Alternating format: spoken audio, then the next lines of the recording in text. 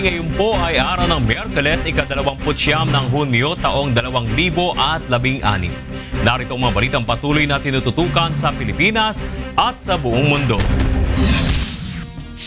Nasawi sa pagsabog sa Ataturk Airport sa Istanbul, umabot na sa 36.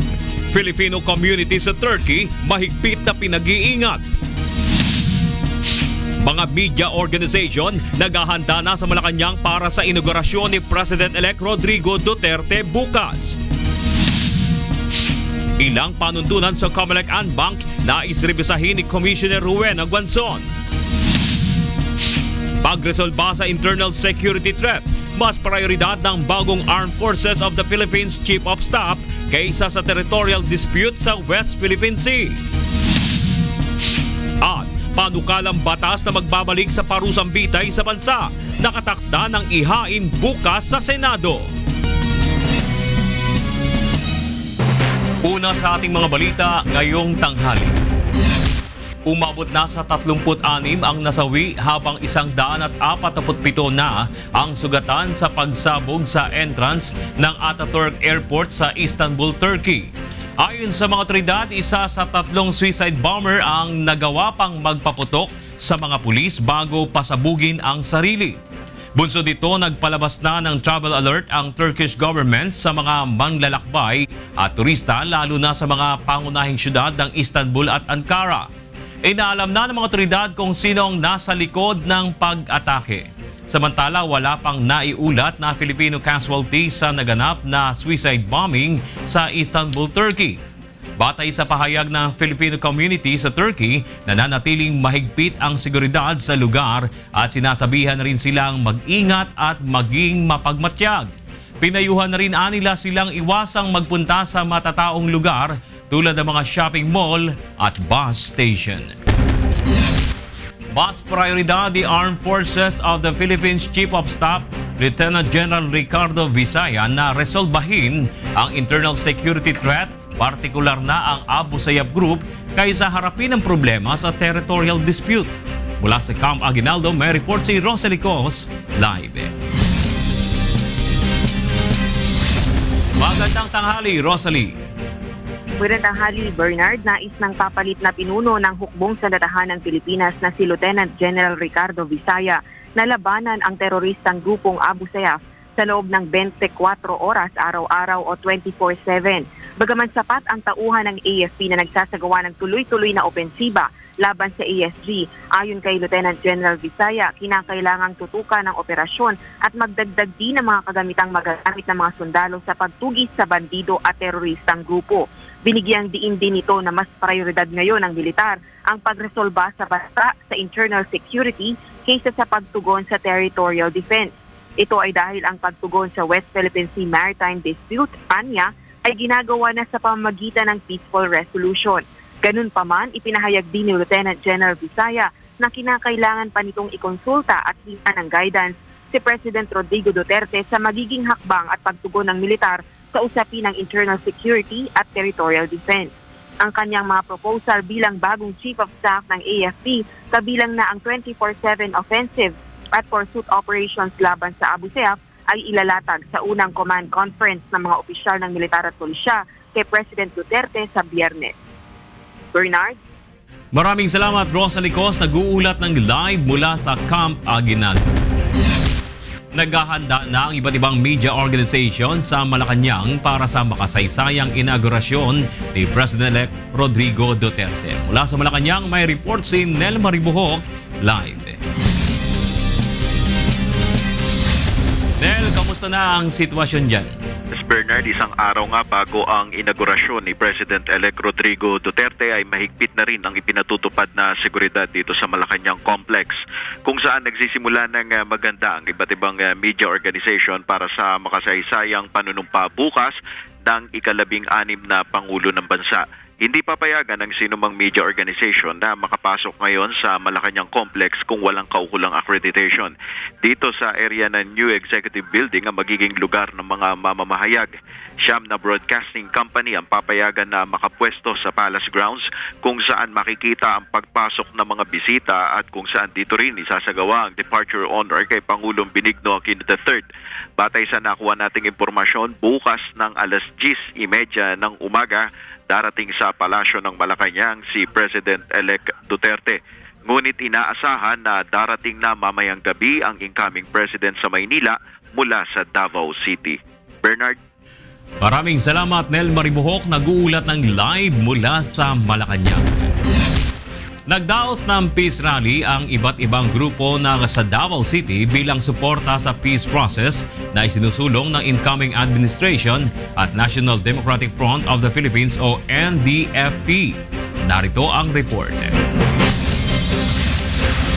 Daang-daang individual ang nagtipon sa Davao City bilang suporta sa isinusulong na usaping pangkapayapaan sa pagitan ng incoming Duterte administration at Communist Party of the Philippines National Democratic Front. Iisa ang kanilang panawagan, ang matuldukan ang kaguluhan sa ilang bahagi ng Mindanao upang bigyang daan ng mga proyektong makatutulong sa kabuhayan ng mamamayan. This is a history in the making because bago nga mag-assume ng office si President Duterte, pinapadala sa kanya ng malawak na mamamayan na ito ang mensahe na kailangan resolbahin ang ugat ng armadong tunggalian sa ating bayan at isulong ang usaping pangkapayapaan. Nais rin nilang mabigyan ng katarungan ang mga kaapihang naranasan ng mga katutubo at matulungan ng mga pamilyang naapektuhan ng bakbakan. Ang mamayan masa sa Mindanao, kasama kami ang tumutulak doon sa Riming Duterte na ipatuloy na yung pag-uusap at yung pag-uusap na hilinang pag-uusap para inyutralisa ang pakikibaka ng mamayang Pilipino. Hiniling rin nila sa susunod na administrasyon na tupdin ang pangakong palayain ang mga tinaguriang political prisoners pati na ang pagpapatupad ng social at economic reforms sa Mindanao. Kasamang Davao News Team, Bernard Dadis, UNTV News Worldwide. Nais ni Commissioner Rowena Guanzon na maribisa ang ilang panuntunan ng Comelec and Bank. Mula sa Comelec, may report si Victor Cosare live. Go ahead, Victor. Darlene, muling iit ni Comelec Commissioner Rowena Guanzon na hindi personal na interes kundi pagsasaayos ng sistema ang nais niyang isulong sa ginagawang pagpuna sa pamumuno ni Chairman Andres Bautista sa komisyon. Isa sa nais ni Guanzon na mabago ay ang proseso sa pag-promulgate ng mga kaso sa Comelec. Anya sa ngayon may mga kasong nade-delay ang pagre-release ng desisyon dahil hindi agad na si-certify ng chairman. Inihalimbawa pa nito ang desisyon ng ONBank sa motion for reconsideration ng mga kumukwestiyon sa kwalifikasyon ni Rodrigo Duterte bilang kandidato sa pagkapangulo. Anya bago ang May 9 polls ay natapos na ang desisyon, subalit patapos na ang buwan ng Mayo bago ito na i-release. Ayon kay Guanzon, napupulaan ang Comelec sa ganitong mabagal na sistema kaya panahon na para ayusin ang proseso kung saan mabilis na mailabas ang desisyon sa mga kaso. Isa pa sa gustong maribisa ng poll commissioner ay ang travel policy ng mga miyembro ng ONBank. Anya dapat aprobado ng ONBank ang biyahe palabas ng bansa ng isa sa mga miyembro nito. Matatanda ang isa sa naging puna ng mga commissioners sa pinuno ng Comelec ay ang pag-alis nito ng bansa nang walang clearance sa ONBank. Bagamat katwiran ng poll chief na sa ilalim ng umiiral na executive order ay may karapatan ng chairman na aprubahan ang sariling travel authority, pero tutol dito si Guanzon at Commissioner Christian Robert Lim dahil dapat aprobado ng ONBank ang kanyang biyahe. Subalit ayon kay Guanzon, maaayos lamang ang gusot kung sasang-ayon na si Bautista na mag-usap ang ONBank ng sila-sila lamang upang iresolba ang mga problema sa kanilang mga procedure. Darlene? Salamat, Victor Cosare, nag-uulat ng live mula Comelec. Nakatakdang maghain ng election protest sa Supreme Court mamayang hapon si Senator Bongbong Marcos upang questionin ang pagkapanalo ni incoming Vice President Leni Robredo. Mula sa Maynila, may report si Roderick Mendoza live. Yes, Roderick. Darlene, alas 2 mamayang hapon, nakatakdang maghain ng election protest si Senador Bongbong Marcos dito sa Korte Suprema. May kinalaman ito sa resulta ng nakaraang halalan kung saan tinalo siya ni incoming Vice President Leni Robredo. Isang araw nga bago ang inaugurasyon ni Robredo ay formal na kukwestiyonin ni Marcos ang pagkapanalo nito sa Supreme Court en banc na tumatayong Presidential Electoral Tribunal. Dati nang pinaimbestigahan ng kampo ni Marcos sa Commission on Elections ang kanila ay kadudang takbo ng bilangan sa boto ng mga kandidato sa pagka-vice presidente noong araw ng halalan. Partikular ang unti-unting pagkawala ng kanyang lamang kay Robredo hanggang sa mausan siya nito at malamangan ng mahigit 200,000 boto. Duda rin ang kampo ni Marcos sa nila ay naging undervoting kung saan mas kaunti ang kabuang bilang ng boto ng mga kandidato sa pagka-vice presidente kumpara sa presidente. Samantala, ilang mga taga-suporta naman ni Marcos ang nagtipon-tipon sa harap ng Korte Suprema simula kaninang umaga upang ipakita ang kanilang pagsuporta sa isasampang election protest. Darlene. Maraming salamat, Roderick Mendoza, nag-uulat ng live mula Maynila. Nakatakda ng ihain sa Senado bukas ang panukalang magbabalik sa parusang bitay sa bansa. Mula sa Pasay City, may report si Brian De Paz live. Go ahead, Brian. Yes, Darlene, magandang tanghali. Nakahanda ng tanggapin bukas ng tanghali sa Senado ang mga panukalang batas na ihahain niya ng mga senador. Ayon kay Senator Vicente Soto III at Panty Lacson, kabilang sa 10 panukalang batas na kanilang ihahain ang death penalty bill. Ang panukalang buhayin ng parusang bitay ay kabilang sa legislative agenda ni incoming President Rodrigo Duterte. Naniniwala ang dalawang senador na solusyon laban sa krimen ng death penalty, lalo na sa mga sindikato ng droga at heinous crimes. Ayon sa bagong rules ng Senado, ayon sa seniority ang mauunang magpa-file ng kanilang bills at resolusyon. 10 bills at resolusyon ang pinapayagan para sa unang batch. Ang mga senador naman na bago ay sa pamamagitan ng draw lots ang kanilang pagkakasunod-sunod. Wala namang problema sa ilang bagong senador ang ganitong sistema, bagamat ayon sa ilang naging kongresista noon ay first come, first served basis ang pagka-file ng bill sa lower house. Sa mababang kapulungan ng Kongreso naman, Darlene, si Congressman Rufy Biazon ang maghahain ng death penalty. Ayon kay Biazon, ang mga drug pushers, users at protector ng iligal na droga ang posibleng maharap sa death penalty. Darlene, balik sa'yo. Salamat, Brian De Paz, nag-uulat ng live mula Pasay City. Hindi napapayagan ni General Ronald De La Rosa ang mga pulis na magsilbing aid o security detail ng mga pribadong individual na walang matinding banta sa buhay. Mula sa Camp Crame, may report si Lea Ilagan live. Yes, Lea. Magandang tanghali sa Darlene. Pababalikin ng incoming PNP Chief Police Chief Superintendent Ronald De La Rosa sa kanilang unit ang mga pulis na nagsisilbing aid o security detail ng mga pribadong individual na wala namang seryosong banta sa buhay. Maging mga nag-moonlighting, yung tinatawag na rock na pulis na sumasilisi upang mag-duty sa mga private individual. Tuwira ni General Don, bakit lamang ang pulis kasi man ang sundo ng mga ito mula sa gobyerno. Ayon sa General, panahon na upang bumalik ang mga ito sa kanilang tunay na trabaho upang makunan ang problema sa kakulangan ng pulis. Pag-upo niya kaniya bilang pinuno ng PNP sa July 1, i-account niya ang mga pulis upang malaman kung sino ang sa mga ito ang hindi nagre-report sa kanilang unit. Sa halip ay nakabuntot sa mga individual upang magsilbing bodyguard.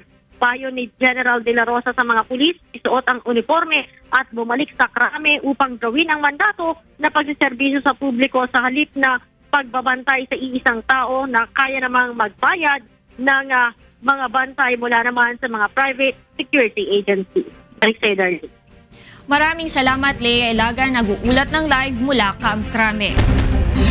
Magbabalik ang UNTV News. Sa pagpapatuloy ng UNTV News, makulimlim pa rin ang malaking bahagi ng bansa. Alamin natin ang detalye sa lagay ng panahon mula kay Ray Pelayo na nasa Pag-asa Weather Forecasting Center. Ray. Magandang tanghali po sa ating mga kasambahay at tumiiral pong patuloy itong tinatawag natin na Intertropical Convergence Zone o ITCZ. Nakaka-apekto pa rin po sa may Visayas and Mindanao. Sa mga lugar po na yan, makakaranas din po ng makulimlim na lagay ng panahon at mahina hanggang sa katamtamang mga pag-ulan. At damay na rin po yung area ng Palawan at saka yung area po ng Bicol. The same weather ay ma-experience po ngayong araw. Sa Metro Manila at nalabing bahagi po ng bansa ay makakaranas po ng bagyang maulap hanggang sa maulap na papawirin. May mga chance na magkakaroon po ng isolated rain showers and thunderstorms, lalo na po mamayang hapon o kaya po ay sa gabi. Sa temperatura naman po, maaari pong umabot sa 34 degrees Celsius ang maximum temperature ngayong araw sa Science Garden sa Quezon City. At medyo malinsangan po dyan sa may area ng Tuigaraw, maaari pong umabot sa 36. At wala naman po nakita ang pag-asa, mga kasambahay, na panibagong LPA o bagyo na makaka-apekto sa ating bansa. Yan ang ating ulat panahon. Balik sa inyo dyan sa studio. Maraming salamat, Ray Pelayo. Nag-uulat ng live mula sa Pag-asa Weather Forecasting Center. Nagsisiksikan ngayon sa 4 na covered court ang nasa 300 pamilya matapos masunog kahapon ang kanilang tirahan sa Barangay Baysa sa Quezon City. Narito ang report ni Maki Libradilla. Pansamantalang sumilong sa ilang kalapit na covered court ang mahigit 400 pamilyang pawang mga residente ng Sitio Paho, Barangay Baysa sa Quezon City matapos na masunog ang kanilang mga tahanan kahapon. Walang magawa ang mga apektadong residente kundi magsiksikan muna dito habang wala pa silang matitirhan. Karamihan sa kanila walang naisalbang gamit dahil mas inunang iligtas ang kanilang mga pamilya. Wala kami nasalba, lahat ubos, sunog. Ang mag-asawa namang si Aling Nena at Mang Edgar nagbabantay para hindi makuha ng iba ang mga kalakal na pwede nilang mapakinabangan mula sa nasunog nilang bahay. Panawagan nila sa pamahalaan na matulungan silang makapagsimula uli sa buhay. Sunog lahat. Wala po talaga. Sarili lang namin, tulong sa katawan namin ang mga damit namin. Iyan po ang aming binoto sana kay President Duterte. Sana matulungan po kami dito sa nasunugan naming lugar. Hindi namin alam kung paano kami magsimula uli. Pansamantala, magbibigay naman ng financial assistance at makakain ng Social Services Development Department ng Quezon City sa mga nasunugan. Financial assistance, sir, and then may groceries. Tsaka kung ano po yung mga needs nila na pwede namin i-assist. Maki Libradilla, UNTV News, Worldwide.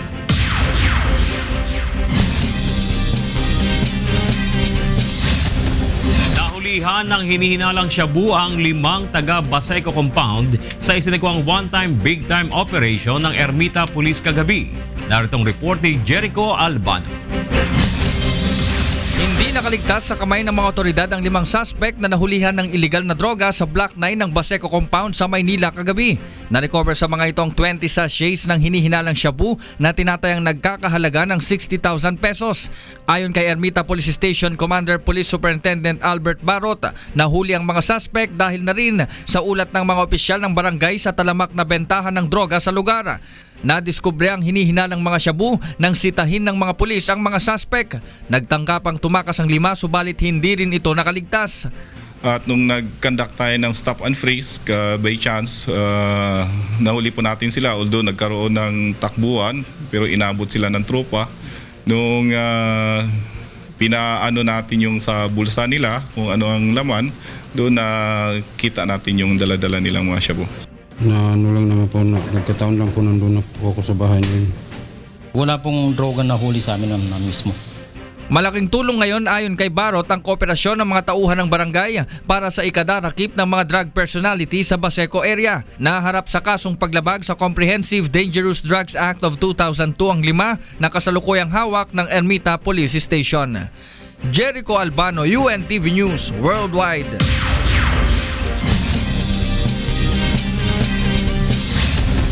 Dalawang matanda at 4 na bata ang nasawi matapos mahagip ng isang tractor trailer ang isang minivan sa Los Angeles, California. Ayon sa California Highway Patrol, nasunog ang naturang van matapos tumilapon ito sa embankment. Sinubukan pang sagipin ng kanilang mga asawa ang kanilang may bahay at mga anak, ngunit na-trap na ito sa nasusunog na van. Hindi naman pinangalanan ng mga otoridad ang mga biktima habang nagpapatuloy ang kanilang investigasyon sa aksidente. Balita pa rin sa labas ng bansa. Daan-daang anti-Brexit protesters ang nagtipon sa tapat ng Parliament sa London. Ito'y upang tutulan ang naging desisyon ng referendum na tuluyan ng kumalas ang United Kingdom sa European Union. Dala ang kanilang mga pro-EU slogans, sinisigaw ng mga demonstrador ang mariing pagtutol kay Leave campaigner Boris Johnson. Hanggang sa ngayon ay nananatiling hati pa rin ang political establishment at publiko sa UK sa Brexit.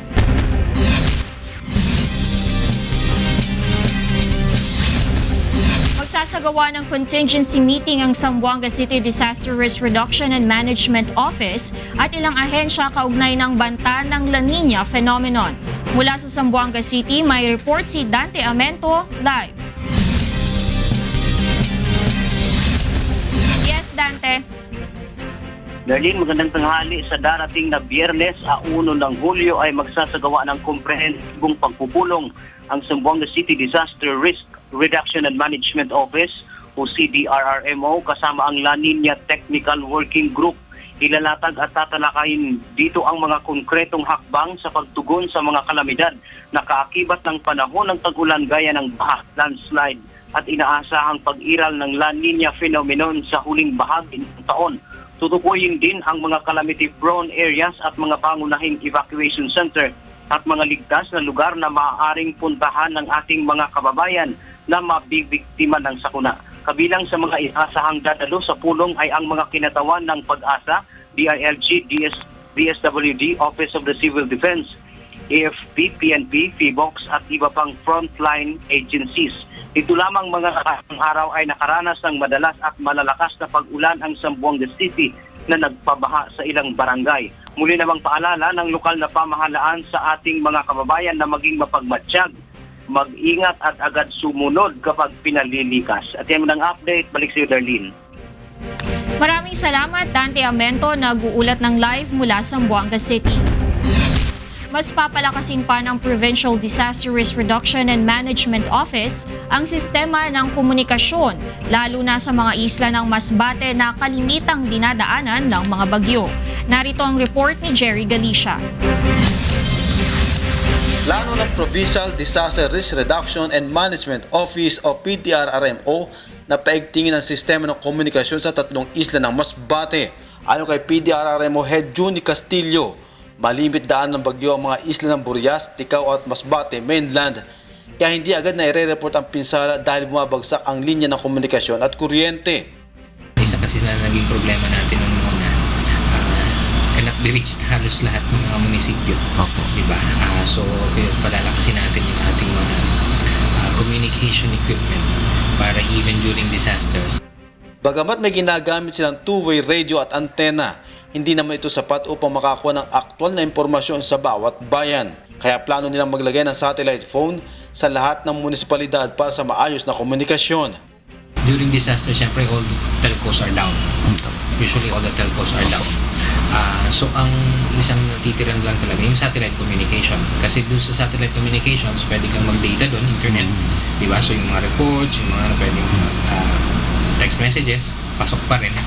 Pupulungin rin nila ang lahat ng ahensyang bumubuo sa Local Disaster Council bilang bahagi ng kanilang paghahanda ngayon nagsisimula ng pumasok ang mga bagyo sa bansa. Mula rito sa Masbate, Jerry Galicia, UNTV News Worldwide. Ibinida sa selebrasyon ng Mataguan Festival sa Tabukalinga Province ang iba't ibang produkto at mga kultura ng mga katutubo.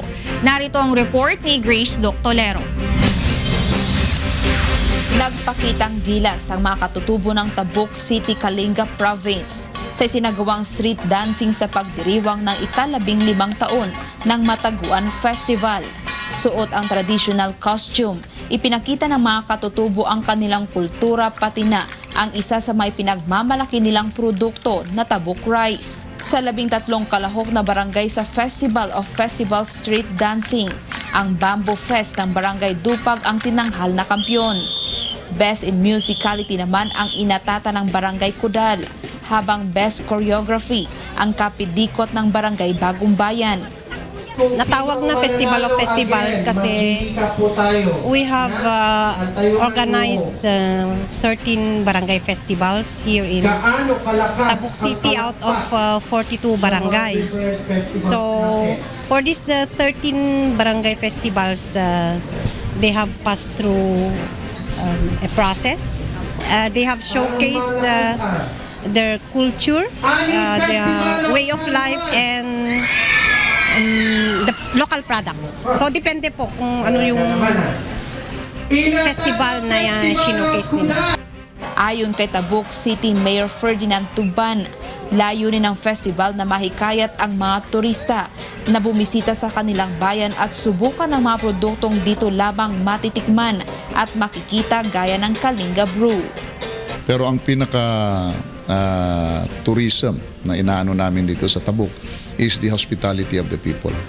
So pag namasyal ka sa isang lugar dito, kahit sa liblib na lugar, ang mga tao ay taos-pusong magwe-welcome po sa inyo. Mula Kalinga Province, Grace Doctolero, UNTV News Worldwide.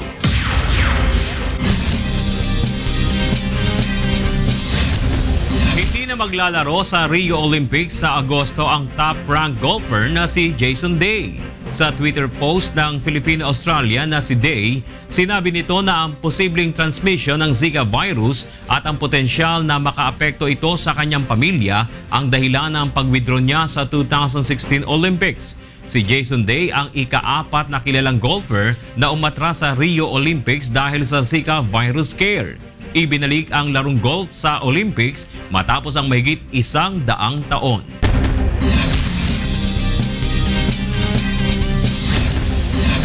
Itinanghal na grand winner ang grupo ng Defenders sa ginanap na kauna-unahang Wish FM Fandom Challenge kagabi.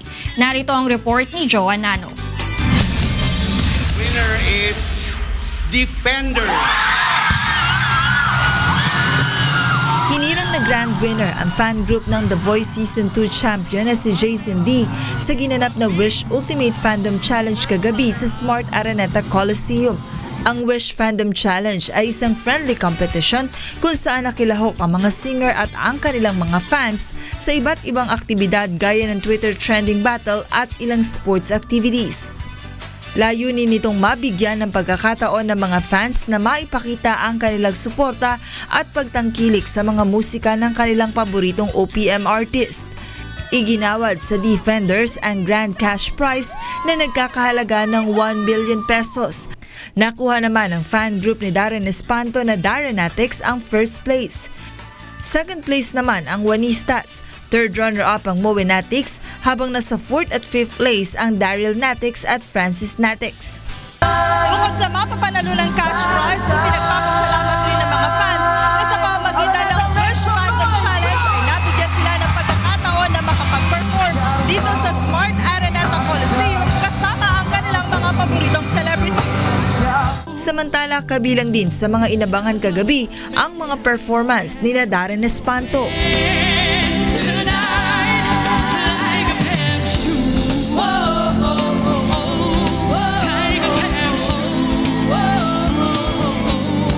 JK Labajo,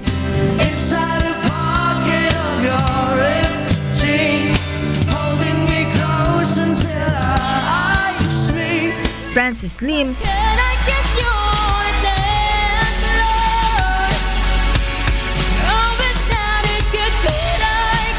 The Wants,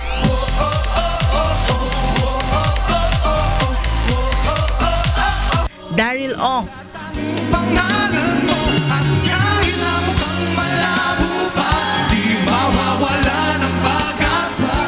Morissette Amon,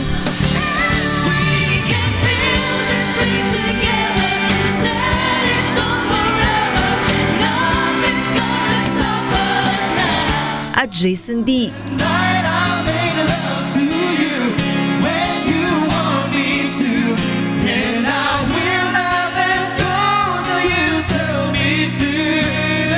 Para sa mga singer, isang kakaibang karanasan at magandang oportunidad ang ibinigay sa kanila ng Wish Fandom Challenge upang makasamang magtanghal sa entablado ang kanilang mga fans. This event, I was so happy kasi it brought us closer as a family. Tapos, nakakatawa ko yung naisip po talaga ng wish na gumawa ng ganitong type of event, tsaka ng ganitong type of activity naman para sa amin. It's a really big thing kasi palagi na lang po artist, palagi na lang po yung si ganito, yung napapansin. Pero yung mga taong dahilan kung bakit siya andyan, parang just, you know, okay.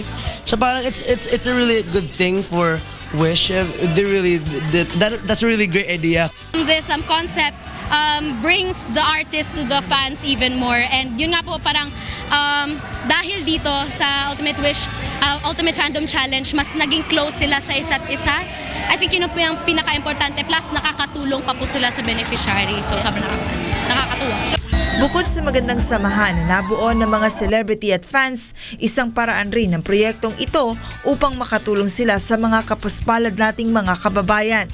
Ang Wish Fandom Challenge ay isa lamang sa mga proyekto ng Wish FM na hango sa konsepto ni Kuya Daniel Razon. This Fandom Challenge is different from other challenges dahil po nakapaloob pa rin yung charity at pagtulong sa ating mga kapwa-tao. And we are looking forward to doing more of this. Wish FM will be initiating different kinds of challenges like this, as well as the continuation of our Wish Award.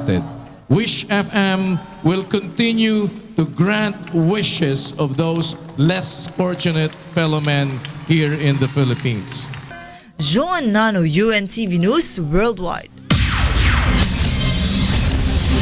At yan ang naging kabuuan ng ating balitaan sa ngalan ni Kuya Daniel Razon at ng buong UNTV News and Public Affairs.